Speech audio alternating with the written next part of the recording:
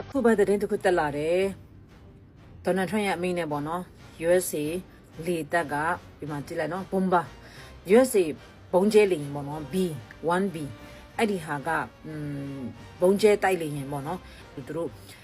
ပြန်တန်းနေတယ်ပေါ့နော်အဲ့ဒီတင်နေတက်လာတယ်အဲ့ဒါဘာလဲဆိုရင်ဒေါ်နယ်ထရန့်တယောက်နော်ဂျပန်မှာနေနေရနော်ဟိုမှာသူလက်မှတ်တွေထိုးခန်းထားတယ်လို့စကားတွေပြောနေတာဒါပေမဲ့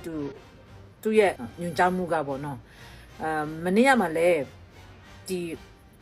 နျူကလ িয়ার လေဒီနျူကလ িয়ার ရင်ကိုသိမော့ကိုရုရှားနေနဲ့အနီးဆုံးမှာရှိတဲ့ပင်လယ်ကိုလွတ်လိုက်ပြီလို့ပြောရတယ်လေအဲ့ဒါပြီးတော့နောက်တစ်ခုကဘာလဲဆိုတော့နောက်ပြီးတော့ post တစ်ခုကလည်းဒီမှာကြည့်လိုက်သူ့ကိုပေါ့နော် reporter တွေကမေးတယ်ဒီဟာရုရှားသမ္မတပူတင်ကတဲ့သူတို့ရဲ့နျူကလ িয়ার ဒုံးကျည်တွေကိုစမ်းသပ်နေတဲ့ဟာပေါ်မှာတဲ့ဘယ်လိုမြင်လဲလို့ပြောခါကျတော့ပြောဆိုသူတို့တွေတဲ့ငါတို့မှာနျူကလ িয়ার ရင်ကိုတင်မရှိတာသူတို့သိတယ်တဲ့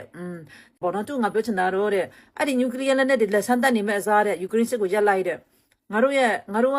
နျူကလ িয়ার တင်မို့လည်းရွှေ့နေပြီပေါ့နော်စင်တက်လုပ်ထားတဲ့သဘောပြောချင်တာငါတို့ကတဲ့မိုင်ရှစ်ထောင်ဖြစ်သွားကြမလို့ဘူးလေတဲ့ပြောချင်တာလေသူပြောတဲ့လီတန်ကနေစစ်ပွဲကိုရက်ဆက်ရှာရင်ရပ်လိုက်ပေါ့ကွာစစ်ပွဲတော့မရက်ပဲတဲ့အဲ့မှာနျူကလ িয়ার တွေစမ်းပြနေလို့လည်းဘာမှမဖြုံဘူးမကြောက်ဘူးပေါ့ဟဲ့ဘာမှအရာရောက်မှာမဟုတ်ဘူးပေါ့နော်အဲ့လိုလေးပြောထားတဲ့ဒီ post တွေ့လာတယ်အခုလေးတွေနော်ဒီနေ့အောက်တိုဘာ28ရက်နေ့2025ခုနှစ်ပါ USA ဘုံကျဲလေရင်တိုက်လေရင်ပေါ့နော်ဘုံကျဲတဲ့လေရင် B1B ကနှစ်စီးသူတို့ဗင်နီဇွဲလားဘက်ကိုပြန်တိုင်းပြီးတော့မှသူတို့စစ်စင်ရေးပေါ့နော်လက်ပတ်ပြီးတော့မှသူတို့ကိုရောင်ပြတာပေါ့ဟဲ့ဒါပေမဲ့ပြစ်မိတ်တော့မပေးသေးပါဘူးလို့ထင်တယ်ဘာလို့ပြစ်မပြစ်သေးတာပြစ်ပြီးတော့မှတကယ်ချနေပြီဆိုတဲ့ခါကျတော့သတင်းခတ်တင်ကို